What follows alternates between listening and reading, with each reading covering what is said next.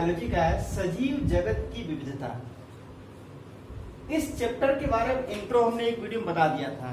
आज detail discuss करेंगे, करीब 5 लेक्चर होगा इसमें, जो है 5 लेक्चर में क्या कंप्लीट हो जाएगी। डिस्कस करते हैं हम लोग जो है सजीव जगत की विविधता। नाम है डायवर्सिटी ऑफ लिविंग वर्ल्ड।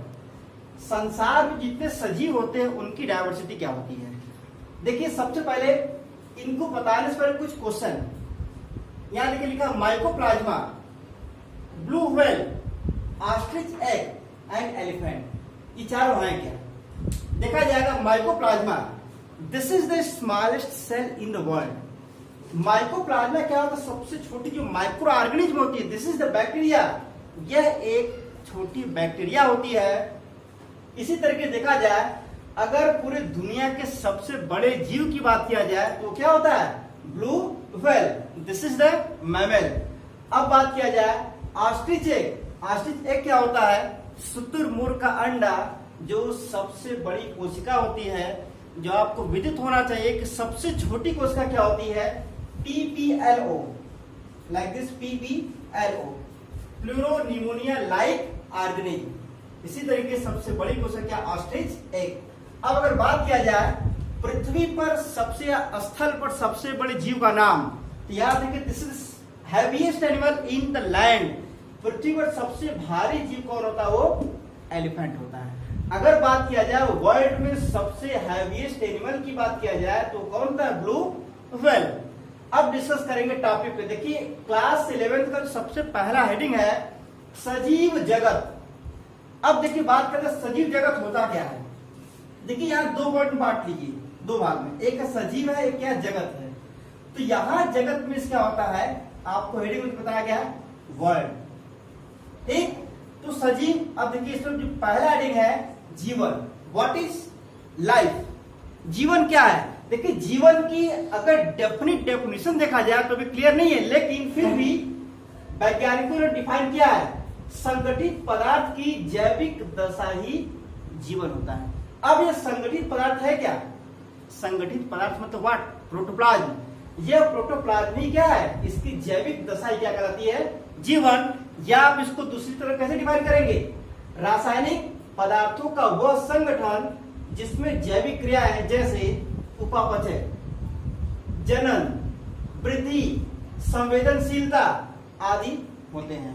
अगर यह किसी भी ऑर्गेनिज्म में अगर इतनी प्रक्रियाएं होती है तो वही क्या कहलाएगा, वही आपका होगा जीवन, दिस इज द लाइफ। अब बात किया जाए सजीव। देखिए सजीव मतलब क्या होता है, लिविंग। ये बहुत कॉमन वर्ड है, हम बचपन से ही पढ़ते आ रहे हैं सजीव और निर्जीव में अंतर। तो देखिए सजीव होता क्या, इसको डिफाइन क्या किया गया है, वे वस्तुएं जो वृद्धि, विकास, प्रतिक्रिया तथा जीवन के दूसरे लक्षण प्रदर्शित करते हैं। मतलब आप कह सकते हो this is the second part of the life, मतलब ये जीवन का क्या, एक दूसरा लक्षण प्रदर्शित करता है, कौन, सजीव। क्योंकि अगर सजीव नहीं है तो याद रखिए हम उस पर जीवन संभव नहीं है। अब बात किया जाए सजीवों के लक्षण। देखिए सजीवों के लक्षण की सबसे मेन प्रॉपर्टी क्या है, दिस इज द ग्रोथ। तो सबसे पहले क्या देखेंगे हम, मेन कैरेक्टर क्या है, सबसे पहला ग्रोथ। अब ग्रोथ क्या होता है, देखिए जीवों में भार, आकार एवं संख्या में बढ़ोतरी को वृद्धि करते हैं। जैसे अगर आपने देखा होगा, हम आसपास किसी प्लांट को देखते हैं हम लोग, एक अगर मैंगो का ट्री है, हमने उसको छोटा लगाया, वो क्या हो गया, वृद्धि कर गई, फिर साइज में वृद्धि हुई, उसका वेट बढ़ा, मीन्स कर भार। अगर हमने एक पौधा लगाया तो देख सकते क्या, 200 ग्राम, 500 ग्राम, यही होगा। लेकिन जैसे अगर उसकी वृद्धि होती है तो ऑटोमेटिक क्या, उसके आकार बढ़ती है और कुछ साल बाद उसकी संख्या भी बढ़ जाती। एक रिप्रोडक्शन के बाद हो सकता है उसी आम के पेड़ से सैकड़ों आम निकल सकते हैं और सैकड़ों क्या, सैकड़ों संख्या उसकी बढ़ जाएगी। तो ये क्या कहा गया है, बढ़ोतरी को वृद्धि करते हैं। अब देखा जनन। देखिए जनन की अगर डिफाइन किया जाए तो देखिए जन्म क्या होता है, रिप्रोडक्शन। देखिए रिप्रोडक्शन, जनन का डेफिनेशन याद रहे, इसके या हेडिंग में ही है। इंग्लिश वर्ड रिप्रोडक्शन, री मतलब पुनः, प्रोडक्शन मतलब उत्पत्ति होना। इसका डिफाइन क्या किया गया? अपने जैसी संतान की पुनः प्राप्ति क्या कहलाती है? जन्म। अब अपने जैसे ही संतान मीन्स व्हाट? जैसे हमने क्या लिया एग्जाम्पल, आम की बात किया तो आम के पेड़ से आम ही प्राप्त होगा, लेमन से लेमन और ह्यूमन से ह्यूमन ही प्राप्त होता है, तो वही क्या कराएगा? जन्म कराता है। अब जन्म कई टाइप्स के होते हैं, उसका डिस्कस हम लोग नेक्स्ट चैप्टर में करेंगे हम। अब देखिए metabolism, this is the most topic. ये क्या बहुत इंपॉर्टेंट क्या है? उपापचय। देखिए उपापचय मेटाबॉलिज्म। अब अगर बात किया जाए मेटाबॉलिज्म, देखिए ये उपापचय, उपाधन पचय, या देखिए होता है इसके दो पार्ट, एक उपचय और क्या होता है? अपचय। अब यहां पर बात किया जाए उपचय होता क्या है? देखिए उपचय की जो क्रिया होती है ये हमेशा सिंथेटिक प्रोसेस। इसका मीन्स क्या होता है? जब कोई चीज नई बनती है, यहां लिखा गया है यह एक संश्लेषणात्मक प्रक्रिया होती है।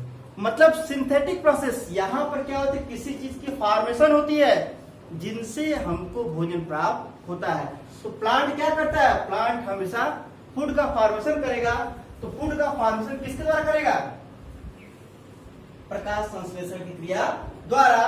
तो प्रकाश संश्लेषण की जो क्रिया होती है आप देख सकते हो कैसे होती है। देखिए CO2, H2O with the help of light and leaf में क्या होती है? क्लोरोफिल।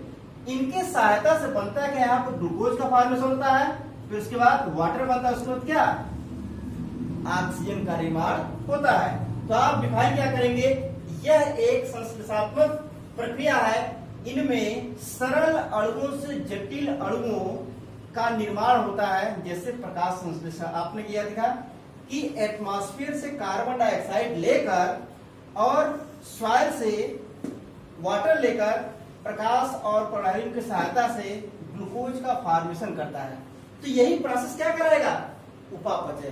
तो आप याद रखिएगा उपापचय मतलब क्या होता है कि जहां पर सिंथेसिस प्रोसेस, जहां पर क्या दो छोटे छोटे जो सरल अणु मिलकर एक जटिल अणु का निर्माण करते हैं। तो क्या देख रहे हैं? This is the complex and this is the simple molecule. दो सिंपल मॉलिक्यूल्स होते हैं, क्या होते हैं? कॉम्प्लेक्स मॉलिक्यूल का फॉर्मेशन करते हैं। इसका ठीक अपोजिट ये देखिए अपचय। अब देखिए अपचय मीन्स क्या होता है? ध्यान रखिएगा। इस अगर अपचय की बात किया जाए तो ये देखिए कैटाबोलिज्म, कैटाबोलिज्म। अब यह कैटा शब्द का मतलब देखिए यहां बताया क्या गया आपको जो है कि यह एक विघटनकारी प्रक्रिया, विध्वंसकारी। विध्वंसकारी का मतलब एक बड़ा मॉलिक्यूल क्या होगा? टूटेगा। छोटे छोटे मॉलिक्यूल्स जस्ट लाइक दिस। अब देखिए यहाँ क्या लिखा है? लिखा हुआ यहाँ पर इनमें जटिल अणु सरल अणु में टूटकर ऊर्जा देती है। जैसे आप देख सकते हैं रिस्पायरेशन। प्रकाश संश्लेषण का हमेशा अपोजिट रिएक्शन होता है क्या? रिस्पायरेशन में शोषण का होता है। यहाँ बताया गया है जो यहाँ पे फूड का फॉर्मेशन हुआ था ग्लूकोज का, यही ग्लूकोज ऑक्सीजन के हेल्प में ब्रेक डाउन होगा। तो यहाँ क्या देख रहे हैं? यहाँ यही क्या टूटेगा? किसमें टूट रहा है?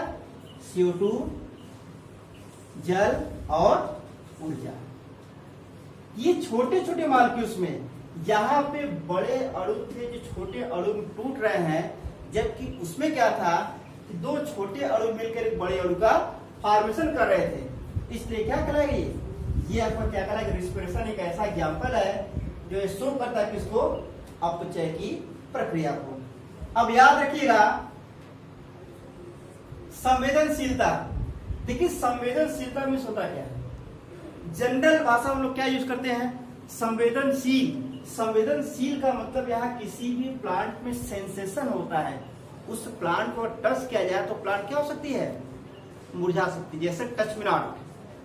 और ह्यूमन बीइंग्स, हमारे अंदर एक ऐसी क्षमता होती है जहां अगर हम बॉडी को टच करते हैं तो बॉडी हमारा महसूस करके बता देती है कि टेम्परेचर नॉर्मल है या ठंडी या तो गर्मी। क्या महसूस कराती है? संवेदनशीलता।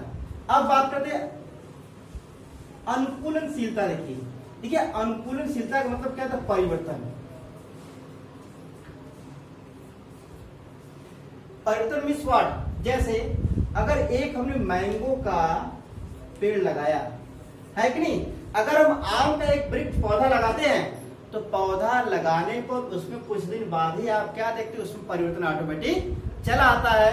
या ह्यूमन बीइंग्स की बात करें तो एक बच्चा मदर फीटस जब होता है, माँ के गर्भ में होता है, तो 9 मंथ में क्या होती है, ऑटोमेटिक उसमें बहुत सारे बदलाव हो जाते हैं। तो ये क्या कर रहा है, वही परिवर्तन या अनुकूलनशीलता। बात करते हैं कोशिकीय संगठन। अब देखिए कोशिकीय संगठन में क्या होता है, कोशिकीय संगठन मतलब कि इस पृथ्वी पर जितने जीव होते हैं सभी जीव सेल से मिलकर बने होते हैं, इसीलिए हम लोग सेल क्या कहते हैं, सेल ये structural and functional unit of the organism. अब यहाँ देखा ये जो कोशिकीय संगठन होते हैं ये सेल से मिलकर बने थे, और इसी सेल के आधार पर कुछ आपको यूनी सेलुलर, ठीक, और क्या कुछ जो है मल्टी सेलुलर, ये मल्टी सेलुलर। इसका मतलब क्या होता है, एक कोशिकी और बहुकोशिकी। जब हम एक कोशिकी की बात करते ध्यान रखिएगा तो वहां किसकी बात है, हमेशा अमीबा की बात आती है। ये पैरामीशियम, यूग्लिना, ये सभी क्या है, ये सभी एक कोशिका से बने होते हैं। याद रखिएगा एक कोशिका में ही अपना पूरी लाइफ या उनका एक्सक्रीशन, मेटाबॉलिज्म, संवेदनशीलता सब कुछ एक ही सेल में उनकी कंप्लीट होती है। जबकि जितने हायर एनिमल्स होते हैं या हायर प्लांट होते हैं, तो higher plant and higher animal क्या होते हैं, ये सब मल्टीसेलुलर मीन्स बहुकोशिकी, जिनकी शरीर की जो संरचना होती है ढेर सारी कोशिकाओं से मिलकर बनी होती है। और यहां तक यही क्या अंग का फॉर्मेशन करेगा, फिर अंग तंत्र बनाएगा, फिर एक शरीर का निर्माण करता है, किसमें, बहुकोशिकी में। अब बात किया जाए इनके बाद आकृति एवं आकार, उत्सर्जन, श्वसन और गमन। याद रहे गमन पौधे और जंतु दोनों में होते हैं। कुछ पौधे ऐसे जैसे उन्हें अच्छा एग्जाम्पल होता है टच बिना, अगर जैसे उसको टच करते तो क्या होती है, वो ऑटोमेटिक लोकोमोट कर जाती है। और कुछ प्लांट ऐसे होते हैं जो मूव करते हैं। मूव करने का मतलब जैसे एक्वाटिक प्लांट, आज यहाँ पे तो कल कहीं और हो सकते हैं। अब बात किया जाए सजीवों में विविधता एवं संकल्पना, इसका मीन्स देखिए होता क्या है। अब यहाँ पे डिफाइन किया जाएगा बायोडायवर्सिटी। देखिए यहाँ पर जो बायोडायवर्सिटी मतलब क्या, विविधता। तो विविधता को यहाँ पर डिफाइन किया जाएगा। देखिए होता क्या है कि हमारे चारों विभिन्न प्रकार के जीवों की उपस्थिति को क्या कहेंगे हम, विविधता या बायोडायवर्सिटी कहते हैं। क्योंकि इस वर्ल्ड की कोई ऐसा जगह नहीं है जहां पे बायोडायवर्सिटी नहीं पाया जाए। बायोडायवर्सिटी मतलब क्या होता है, कुछ एनिमल्स या कुछ ऑर्गेनिज्म हमारे आंख से नहीं भी दिखते हैं और कुछ दिखते हैं, तो इसी बात को कहा दिया गया है। अब बात देखा जाए कुछ एग्जाम्पल, जैसे पहला देखिएगा, अब तक वैज्ञानिकों ने 15 लाख एनिमल्स की डिस्कवरी कर चुका है, मतलब 15 लाख स्पीशीज की डिस्कवरी हो चुकी है, जबकि 5 लाख पादप पौधों की भी डिस्कवरी हो चुकी है। और अनुमानतः वैज्ञानिक अनुमान क्या लगा, ध्यान रखिएगा कि अब तक अभी हम लोग पृथ्वी पर 3 करोड़ जातियां उपस्थित है जो भी खोजी जानी है। क्लियर। जैसे यहाँ कुछ आंकड़ा दिया गया है, एक लगभग आंकड़ा क्या है, इंसेक्ट। देखिए जब भी बात इंसेक्ट की आती है, देखिए इंसेक्ट इस पूरे पृथ्वी में सबसे अधिक एनिमल होते हैं। मतलब अगर जब फाइलम पढ़ेंगे हम तो फाइलम पूछा है सबसे लार्जेस्ट फाइलम कौन है, तो याद रखिएगा इंसेक्टा। आर्थ्रोपोडा एक ऐसा फाइलम है, इस आर्थ्रोपोडा में इंसेक्ट सबसे अधिक संख्या पाया, तो जो आपको यहाँ पर दिखाया गया है। क्लियर। अब देखिएगा हाइयर प्लांट, हाइयर प्लांट किस बात, हमने आपको बताया था कि जितने एंजियोस्पर्मिक प्लांट होते हैं और जिम्नोस्पर्मिक प्लांट, ये सभी क्या आएंगे, मतलब आवृत्त बीजी पौधा, और अनावृत्त बीजी पौधा किसमें आएंगे, हायर प्लांट में आएंगे, जिनकी संख्या यहाँ पर दिखाया गया है। ठीक। अब बात किया फिशेस, मतलब फिशीज मीन्स मत्स्य वर्ग, मछलियों की संख्या ध्यान रखिएगा यहाँ कितना दिखा दिया गया है, उसके बाद रेप्टाइल्स, इसको हम लोग क्या बोलते हैं? सरीसृप। सरीसृप मीन्स रेंग कर चलने वाले जितने जीव होते हैं क्या कहते हैं उसको हम लोग रेप्टाइल्स जानते हैं। उसमें क्या कितनी संख्या? 7150 दिखाया गया है। अब देखिएगा एम्फीबियंस मीन्स उभयचर। उभयचर, उभयचर की जो संख्या होती है वो कितना होता है? 4780। ये एक अनुमानित जो आंकड़ा बताया गया है, ठीक। उसके बाद बर्ड, चिड़ियों की जो स्पीशीज होती है वो क्या? 9700। अब देखिए मैमल, मैमल मीन्स क्या होती है? स्तनधारी। स्तनधारी, हम मानव किस में आते हैं? मैमेलिया ग्रुप में ही आते हैं। उसके बाद देखा जाए bacteria, this is the micro organism. ये क्या? एक सूक्ष्म जीव है और इस सूक्ष्म जीव की संख्या लगभग कितना है जी? 4000। अब बात किया जाए वायरस, जिसको क्या बोलेंगे हम? विषाणु। तो विषाणु की संख्या कितना बताया गया है? 1550। और अगर तत्काल की बात किया जाए तो यह डे कौन सा चल रहा है? Corona day. याद रखिएगा यह कोरोना भी क्या है? वायरस ही है, ठीक। जिनकी जानकारी आज तक कभी थी ही नहीं, लेकिन यह जानकारी आज पूरे विश्व को पता हो चला। ध्यान रखिएगा। तो इसलिए अभी ऐसे कितने वायरस हैं जो हमको पता नहीं है, इसलिए बताया गया है कि 3 करोड़ आंकड़ा दिया गया है। जैसे इस वायरस के बारे में नहीं पता था हमको, कोरोना के बारे में, इसी तरीके से बहुत सारे वायरस हमको पता नहीं है। अगले वीडियो में ध्यान रखिएगा, इस चैप्टर का नेक्स्ट टॉपिक देखेंगे। धन्यवाद।